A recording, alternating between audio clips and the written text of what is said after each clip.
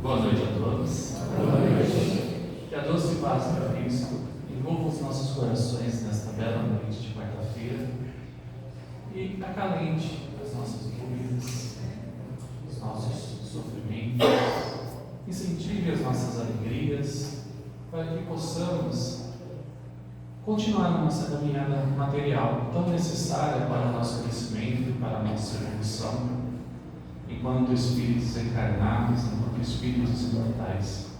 Que possamos, neste dia, sermos acalentados pela espiritualidade amiga que aqui trabalha, que nos oriente, nos inspire, para que possamos escolher daqui hoje o que for necessário para o nosso crescimento, para o nosso aperfeiçoamento. Quero agradecer, primeiramente, aos trabalhadores pela doce acolhida, a todos vocês que docemente ficam me auxiliando nos seus pensamentos e nas suas vibrações, e pelo presente que eu recebi hoje de estar aqui com vocês para compartilhar este momento tão especial que se avizinha, que se aproxima. Um nascimento que transformou as nossas vidas, transformou a humanidade. Para falar do nosso Mestre Jesus. Como é bom, não é, conversarmos, falarmos sobre o Mestre, sobre a sua passagem aqui entre nós. Mas o melhor é que vivenciemos os seus ensinamentos, que Ele nos trouxe, o motivo pelo qual Ele veio até nós, que é para nos deixar, nos mostrar o caminho da nossa felicidade, o caminho que devemos trilhar para abandonarmos as nossas imperfeições, as quais trazemos há muito tempo conosco, e muitas vezes nos acostumamos com elas, mas é necessário deixá-las para trás. O progresso é inevitável. Tudo na casa do Pai progride, tudo avança, e nós, espíritos, seres inteligentes da criação, não é diferente. É necessário que nós avancemos, que nós nos aperfeiçoemos, e para isso nós precisamos abandonar essas imperfeições que muitas vezes nós acalentamos em nós. Então, que possamos hoje colher esses instrumentos para que possamos reconhecer as imperfeições que temos, porque é importante conhecê-las. Nós não podemos guardá-las no fundo de nós. Nós temos que reconhecer que ainda temos de imperfeito para que nós possamos educá-las. E a partir de então, passar a desenvolver as virtudes que também temos, e muitas, mas que muitas vezes relegamos, dando mais ênfase às nossas imperfeições, aos nossos erros. Muitas vezes esquecemos dos acertos que fazemos. Tenho certeza que aqui todos vocês hoje deram um bom dia a alguém, ou oraram por alguma pessoa, ou se condoeram, tiveram empatia para o sofrimento de alguém. Isso nada mais é do que a prova de que há em todos nós a luz de Deus, mas que cada um de nós tem a responsabilidade, o compromisso conosco mesmo, de fazer esta luz brilhar cada vez mais, através do nosso esforço, através, até muitas vezes, do nosso sacrifício. Mas é imprescindível que o façamos. O som está indo bem aí atrás, tá? Às vezes eu falo baixinho, o pessoal sempre comenta, você fala mansinho, mas se estiver muito baixo, você me avisa, tá bom? Então hoje nós vamos falar sobre uma data muito especial. O ano de 2024 está se aproximando do fim, não é? Temos algumas semanas só de 2024. E neste ano nós escrevemos mais um capítulo no livro da nossa vida. E nesse livro nós colocamos ali as situações que nós vivenciamos em 2024, algumas delas que nos foram agradáveis, nos trouxeram um sentimento de felicidade, de satisfação. Outras, porém, não foram tão agradáveis assim. Nos trouxeram sentimentos negativos de apreensão, dúvida, medo, tristeza. Mas há algo que nós precisamos ter a certeza dentro de nós, que sejam essas situações que nós experienciamos durante o ano de 2024, boas, agradáveis ou não, todas elas são boas. E aí nos vem um certo questionamento: mas se eu fiquei triste, se eu sofri, isso é bom? É bom por dois motivos que nós vamos trazer aqui hoje. O primeiro deles é que, sendo Deus soberanamente bom e justo, como a espiritualidade nos traz na questão 13 do Livro dos Espíritos, quando nos elenca ali os atributos ou as qualidades de Deus, não é? Deus, Ele é único, imutável, imaterial, eterno, é soberanamente bom e justo. E partindo do princípio de que nada que acontece sem a permissão de Deus, nós concluímos que mesmo as coisas que não nos foram agradáveis, elas são boas. Porque nada que venha de Deus, que é soberanamente bom e justo, pode ser ruim. E um segundo motivo, a espiritualidade nos traz na questão 132 do Livro dos Espíritos, quando nos fala da encarnação. Allan Kardec questiona qual é o objetivo então da encarnação. E eles nos respondem: Deus nos impõe a encarnação para que cheguemos à perfeição. Aí eles especificam: para uns uma expiação, para outros uma missão. Mas para atingir essa perfeição é necessário que o espírito vivencie as vicissitudes da vida material.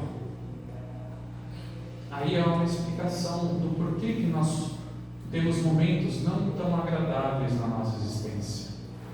Porque para atingirmos a perfeição a qual todos nós estamos destinados, e é importante aqui frisar que a perfeição relativa, que é o maior grau de perfeição que nós, filhos de Deus, podemos atingir, uma vez que a perfeição absoluta somente a Deus pertence, nós precisamos dessas experiências para nos aperfeiçoar, para que possamos avançar na escala evolutiva, até atingirmos essa perfeição a que estamos destinados. E eles nos reafirmam na questão 166 e 166A do Livro dos Espíritos, que a existência corporal ela serve como um depurador para o espírito.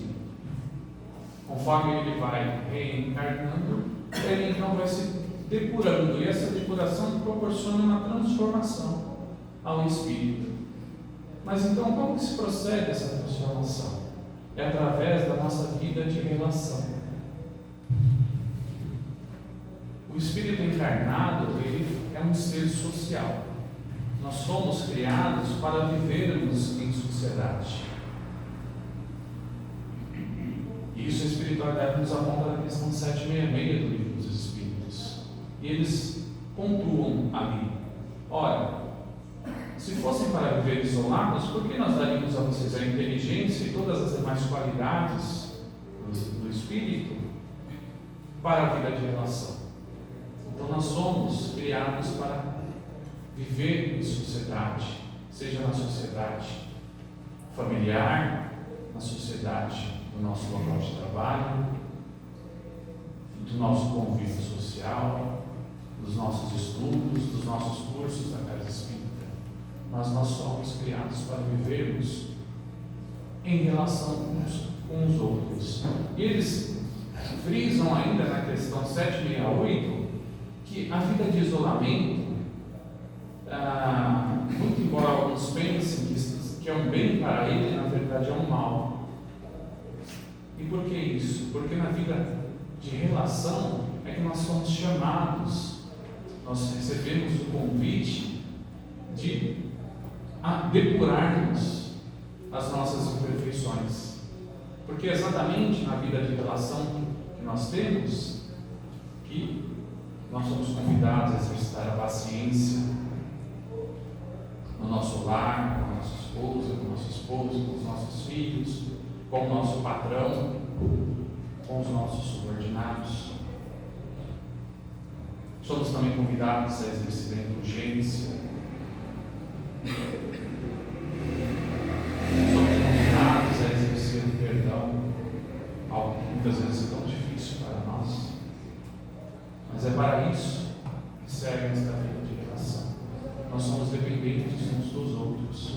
O meu irmão, principalmente aquele com o qual eu não tenho muita afinidade, ele é o melhor instrumento para a minha evolução. A partir do momento que eu aproveite esta oportunidade que Deus está me dando, relegue as minhas imperfeições e busque cumprir o que o Mestre nos ensinou: amar o próximo como a mim mesmo. E aí então os meses se passaram, fomos experienciando essas situações que nos trouxeram momentos de alegria ou não, agradáveis ou não, e chegamos ao mês de dezembro. E chegando ao mês de dezembro, nós percebemos uma certa mudança na atmosfera. Algo fica diferente no mês de dezembro. Nós vemos as casas um pouco mais iluminadas, mais bonitas. Nós percebemos uma certa mudança nas próprias pessoas. Se tornam mais alegres, mais afáveis, mais fraternas. E por qual razão isso se dá? Porque nós sabemos que está se aproximando uma data muito especial para a maior parte da humanidade, que é o Natal. O Natal, a palavra Natal, ela tem sua origem no latim natale, e ela significa nascimento. Porém, quando a sua inicial N é colocada em letra maiúscula, ela se refere a um nascimento muito especial para todos nós, que é o nascimento do nosso Mestre Jesus.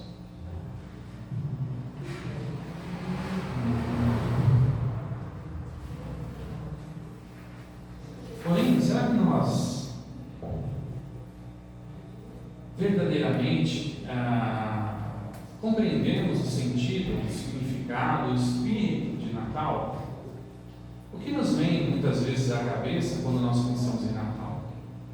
Será que é no Mestre, nos seus ensinamentos?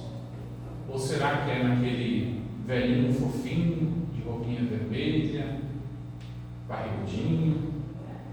Será que é nas confraternizações, no nosso trabalho, com a nossa família, com os nossos amigos? Será que são os presentes? Aquela mesa farta, repleta de comida?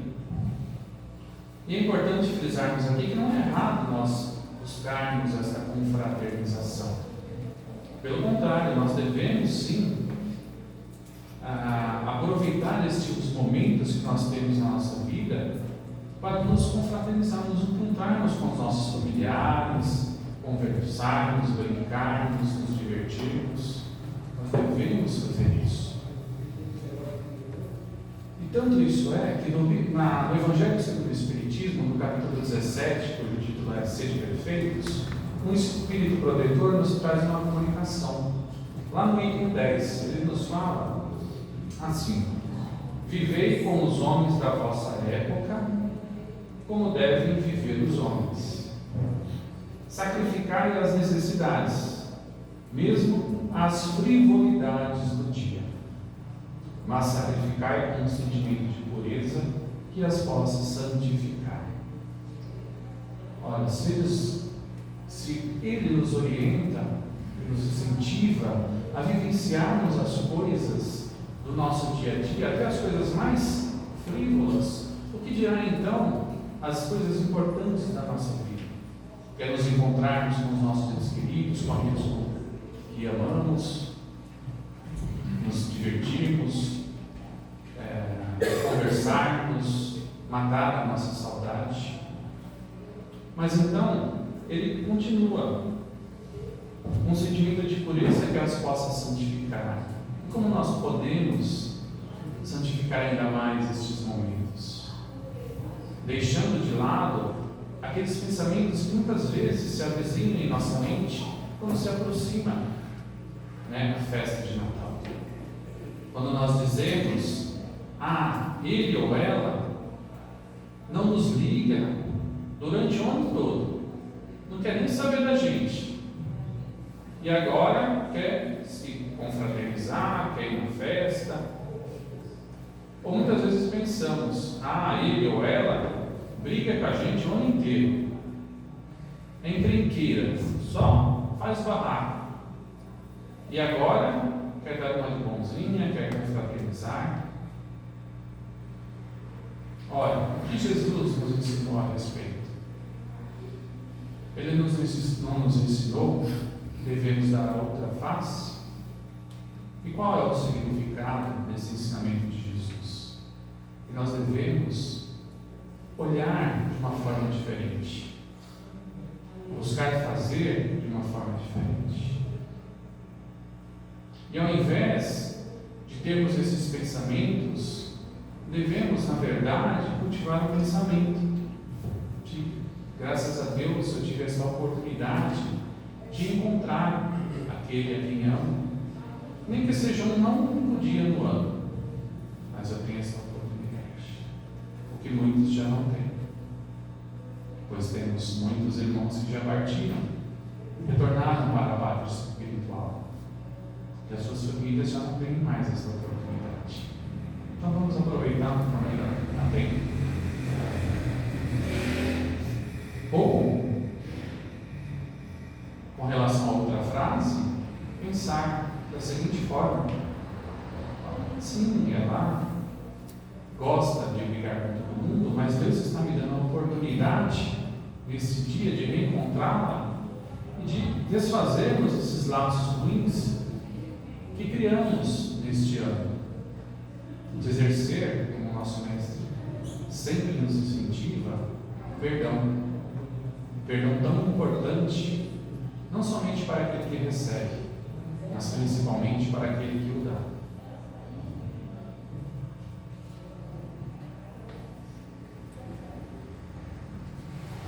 E é assim que nós relembraremos, que nós colocaremos nesse dia de Natal o nosso mestre como o nosso principal exemplo.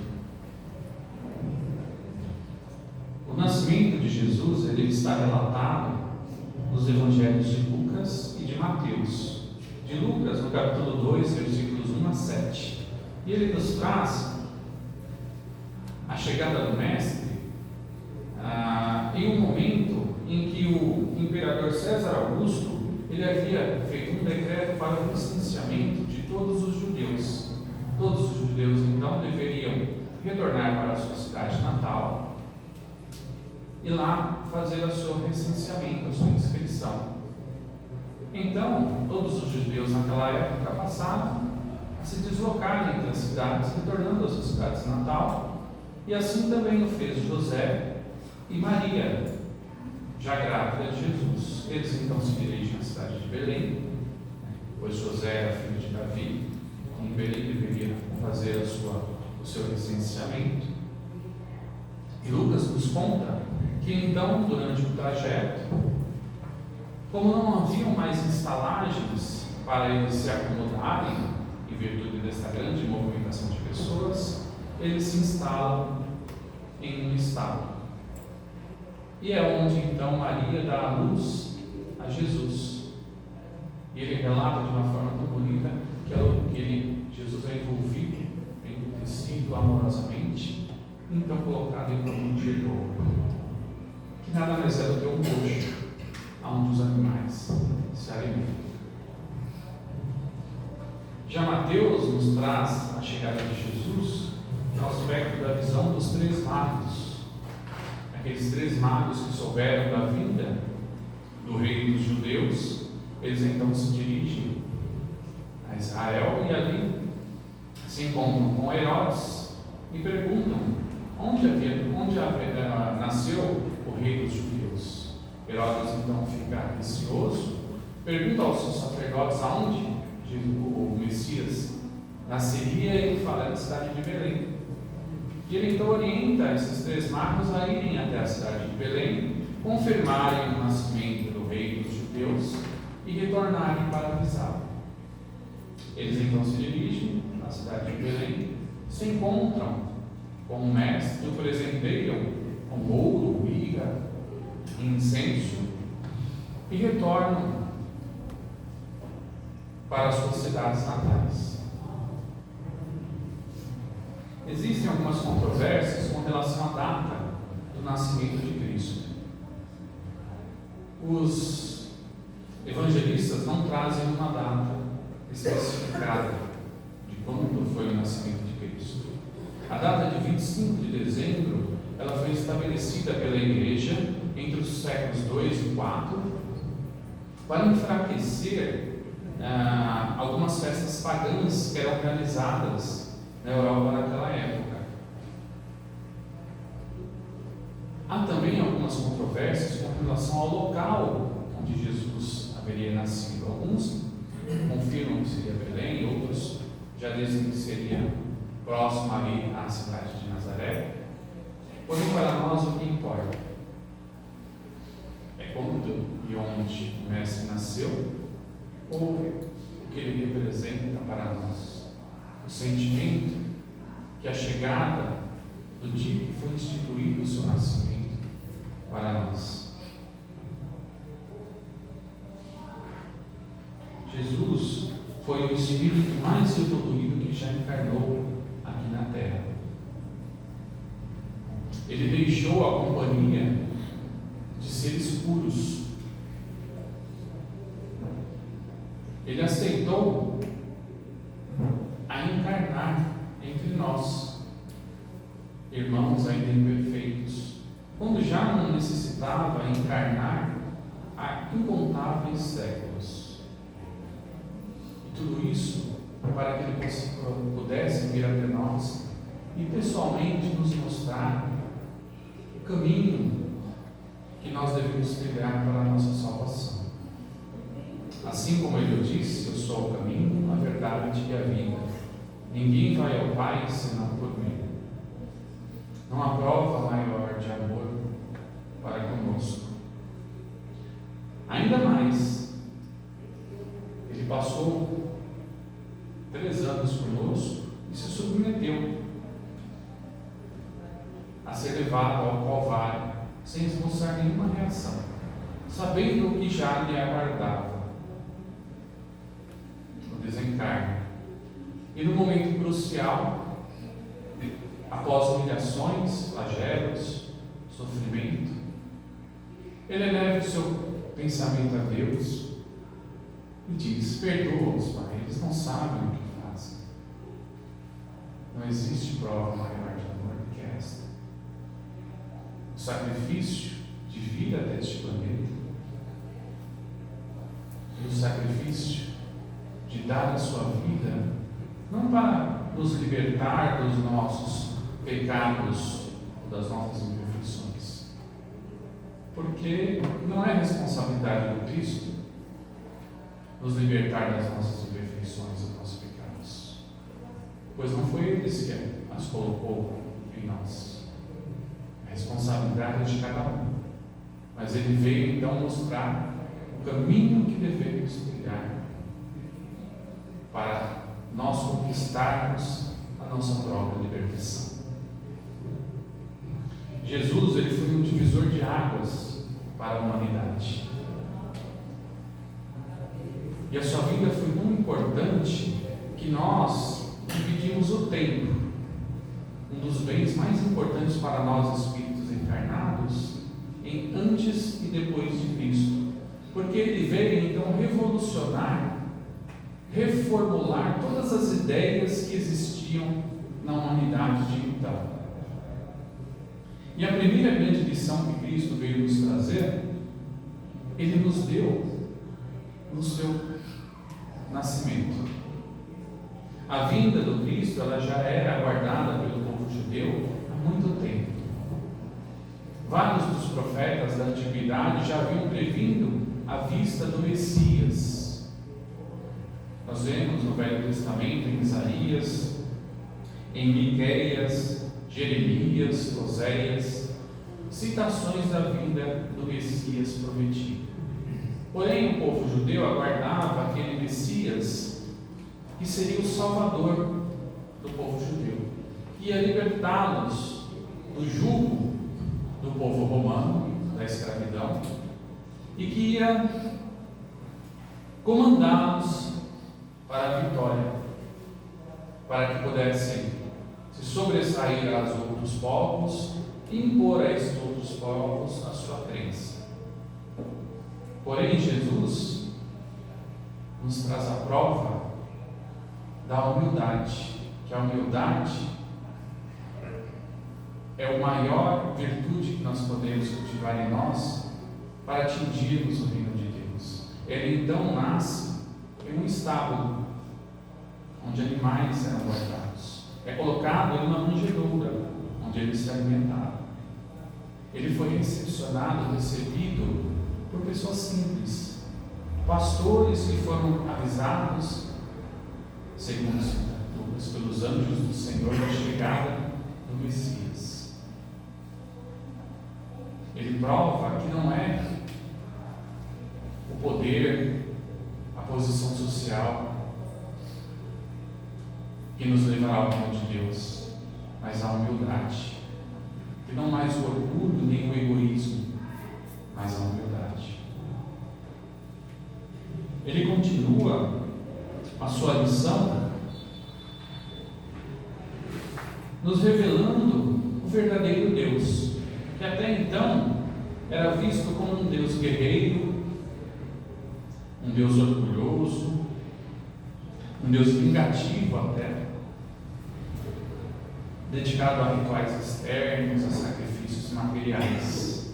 E ele então nos descortina a verdadeira face de Deus, como um Deus de infinito amor, infinita bondade e misericórdia.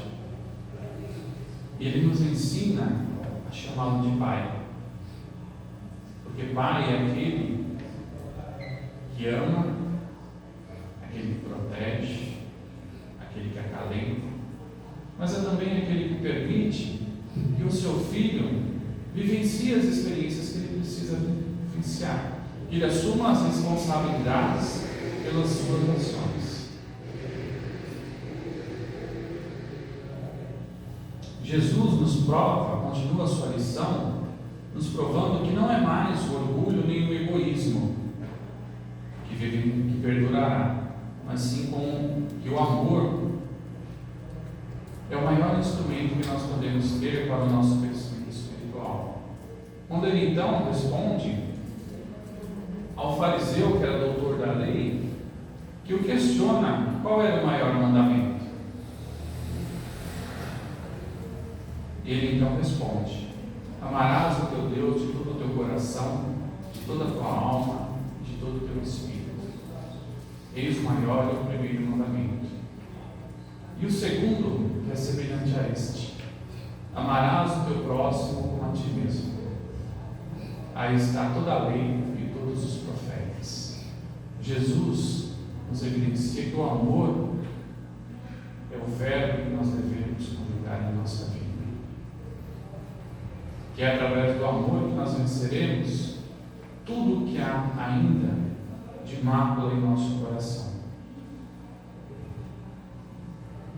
Jesus nos ensina que não será mais o perdão, o olho por olho e dente por dente, que até então existia, mas que é o exercício do perdão que nós devemos ter. Quando Pedro o questiona: mestre, quantas vezes eu devo perdoar o meu irmão? Será 7 vezes? Ele então responde: não te direi 7 vezes, mas 70 vezes 7 vezes. Ou seja, perdoa sempre toda e qualquer ofensa que lhe for feita. Jesus nos prova que não será mais o amai os vossos amigos e aborrecerás o teu inimigo.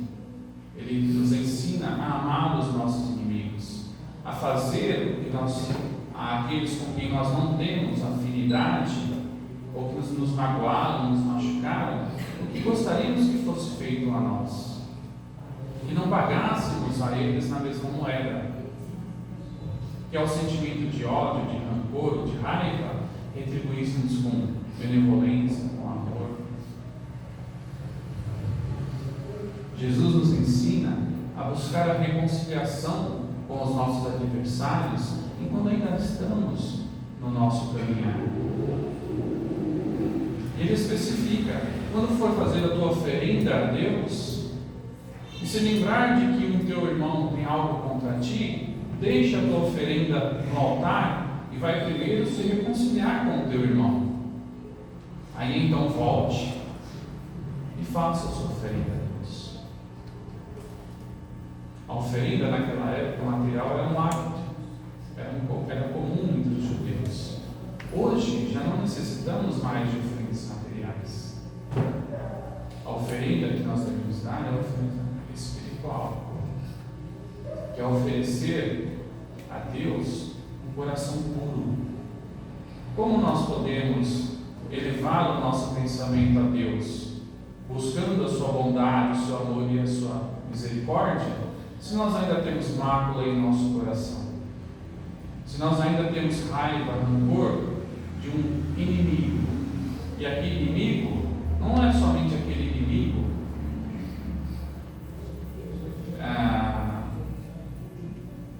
de morte, vamos assim dizer, mas aquele inimigo que nós muitas vezes conquistamos na nossa existência por uma pequena desavença, algo que alguém que nos machucou, nos magoou de alguma forma, porque eles nos ensinam no Evangelho. Será que nós, por algum ato que nós tivemos, não motivamos o nosso irmão a tomar aquela atitude para conosco? Se nós buscarmos no fundo da nossa consciência, será que nós não encontraremos ali o motivo de tal desavença? Olha, se mesmo assim nós descobrimos que nós não fizemos nada para que ele tomasse aquela atitude, maior será então o mérito do nosso ato de buscar essa reconciliação. E muitas vezes nós aguardamos, nós nos colocamos naquela posição de vítima, falamos: mas foi ele que me magoou, então ele que vem a pedir perdão. Jesus, ele nos incentiva a buscar este perdão, independente de quem tenha motivado aquela ação que gerou este sentimento de rancor ou de raiva. Jesus nos trouxe ensinamentos acerca da vida futura, de que nada acaba com a perda do corpo físico, de que nós devemos entesourar em nós os tesouros que nós levaremos para outra existência. Jesus nos fala sobre a fé, a importância da fé na nossa vida, que a nossa fé deve ser construída sobre rocha, para que quando virem as tempestades ou a maré alta, para que ela se mantenha firme. Quando nós somos abalados pelos momentos de dificuldade na vida material, e como nós já vimos, é inevitável em nossa vida, para que nós nos mantenhamos em pé, com a certeza de que Deus nos ama, de que sua bondade está conosco, e de que tudo aquilo pelo qual passamos ou passaremos também passará. Deus nos ensinou a prática das virtudes da indulgência, do perdão, da caridade. A caridade, segundo o nosso mestre, que a espiritualidade nos traz na questão 886 do Evangelho, do Livro dos Espíritos, que é benevolência para com todos, indulgência para com as imperfeições dos outros e perdão das ofensas. Jesus nos ensina que a nossa felicidade, ela não está nos bens materiais, ela não está aqui no mundo material. Como vimos, a existência corporal é necessária para o desenvolvimento do espírito, porque aqui, para sanar as nossas necessidades, nós desenvolvemos a nossa inteligência. E desenvolvendo a nossa inteligência, nós então temos uma maior capacidade de discernir o bem e o mal. E aí nós podemos escolher com certeza maior qual o caminho que nós seguiremos.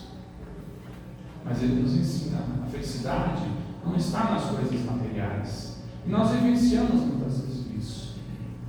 Muitas vezes nós buscamos nos bens materiais essa felicidade que nos falta dentro de nós.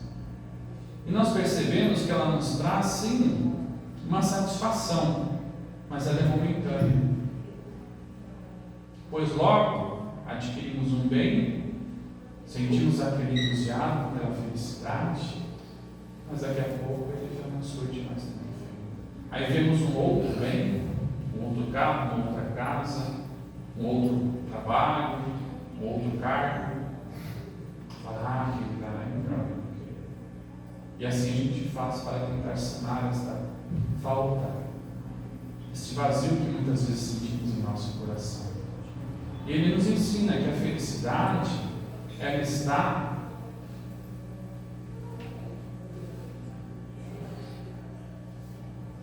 naqueles que choram, porque serão consolados, nos que estão aflitos, que a felicidade está naqueles que são mansos e pacíficos, que ela está naqueles que sofrem pela justiça, nas bem-aventuranças que o Cristo nos trouxe.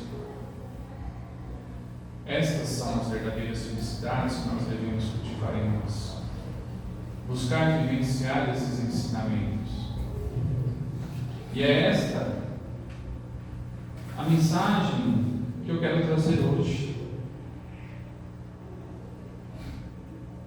Essa data tão importante para nós, ela não deve ser aproveitada somente para festejar, somente para nos confraternizar, mas que possamos encontrar no Cristo, em Jesus, naquele que veio para nos auxiliar, as ferramentas para o nosso crescimento, vivenciar os ensinamentos do Cristo, porque de nada adianta nós conhecermos todos os ensinamentos de Jesus, podemos tê-los na ponta da língua, de nada adianta compreender os ensinamentos do Cristo, se não colocarmos em prática, pois somente a prática, a vivência do Evangelho de Jesus é que nós conseguiremos nos libertar, como falamos no início,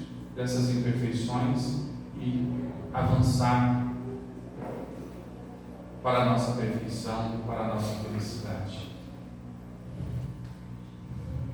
E chegará o dia em que poderemos falar, assim como Paulo de Tarso falou na sua epístola aos Gálatas, que no capítulo 2, versículo 20, já não sou eu mais quem vive, mas é Cristo que vive em mim. Já não sou eu mais quem fala e quem age, mas é o Cristo que age em mim. Então que possamos, nesse Natal que se avizinha, buscar vivenciar esses ensinamentos, buscar colocar Cristo não somente no dia 25 de dezembro, mas todos os dias da nossa vida, pois somente assim conseguiremos conquistar a felicidade que tanto buscamos. E para finalizar já, eu queria compartilhar com vocês um pequeno trecho do livro Antologia Mediúnica do Natal. Foi psicografado por Chico Xavier, e ali ele contém comunicações de vários espíritos. E eu trouxe aqui a do item 47, que é Crônica do Natal, que foi ditado pelo espírito, pelo irmão X. Ele diz assim: não importa sejas, por enquanto, terno e generoso para com o próximo, somente um dia. Pouco a pouco, aprenderás que o espírito do Natal deve reinar convosco em todas as horas de nossa vida. Então, serás o irmão abnegado e fiel de todos, porque em cada manhã ouvirás uma voz do céu a sussurrar-te sutil: Jesus nasceu, Jesus nasceu. E o Mestre do amor terá realmente nascido em teu coração para viver contigo eternamente. Que a paz de Cristo esteja sempre conosco.